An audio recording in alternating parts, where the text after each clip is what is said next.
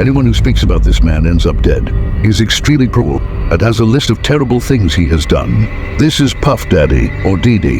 He is one of the biggest employers in the music industry. There have always been many theories about his name, and everyone around him has either been arrested or killed, but he was there, unscathed. Nothing happened to us. At the beginning of his career, when Didi was very young, he met a man named Andrew Harrell, who was one of the major figures in the music industry in the 80s and 90s. As soon as Andrew saw Didi towards him and started to have a somewhat strange interest, they were very close in a very suspicious way, and in no time Didi became vice president of his company. But when Andrew was younger, he learned everything about the music industry from a man named Clive Davis. Clive was literally the king of the music industry. He worked with many very popular artists at the time, but Clive was a monster. He was a sexual predator. He liked to prey on children who were new to the music industry, and Endre was one of Clive's victims. And then later, when Endre grew up, Didi was one of his victims. And as Didi grew up, becoming a giant in the music industry, and he began to behave like Clive and Endre, he started to welcome young people into the music industry. There he met the rapper Usher. Usher was probably also one of Didi's victims. It is true that Usher's ex-girlfriends recently came forward and accused him. In fact, one of them said she gave him a disease without telling him she had that disease. So when Justin Bieber arrived, Usher went there and said to Didi, "Look, this guy here is new in the industry. How about you take him and take care of him?" Then Didi left, as if he didn't want anything to make him his next victim. We noticed that Justin was a little uncomfortable when she was there. He showered her with gifts, always talking to her. Today, we know that Didi is an abuser. I know there are some complaints, and we also know that Justin has a very dazzling career, and he also has a very difficult relationship with the music industry. Whether he did something to Justin or not, we don't know.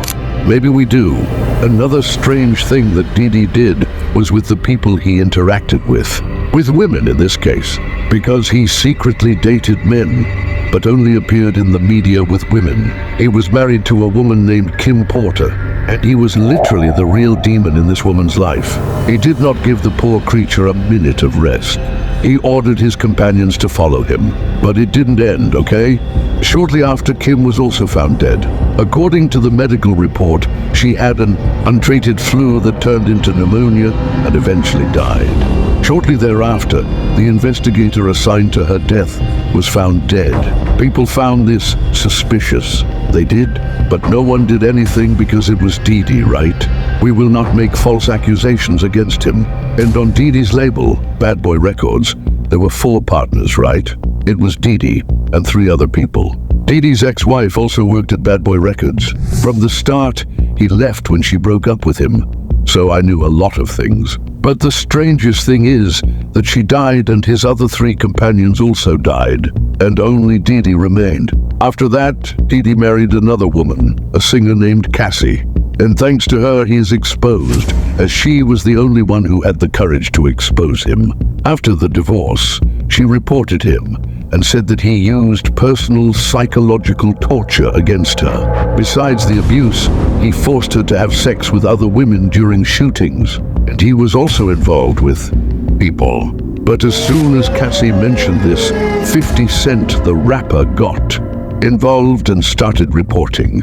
At the beginning of his career, 50 Cent was a little friend of Didi, but after going to his house and seeing some things, he left. 50 Cent revealed that he always knew that Didi did these things, so much so that he produced a documentary about Didi and the men in the industry like Didi.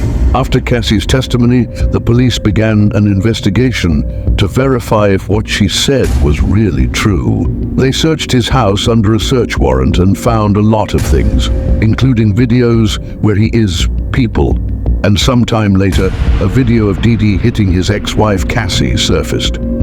I was in a hotel, and he followed her, kicked her, punched her, and dragged her down the hall by her hair in broad daylight. He posted a video apologizing, crying, saying, "I accept my mistakes. Those who know me know this, blah, blah, blah." Everything we already know about a remorseful man screwing up. People had already seen who he really was. His case is still in court. The police are still investigating, and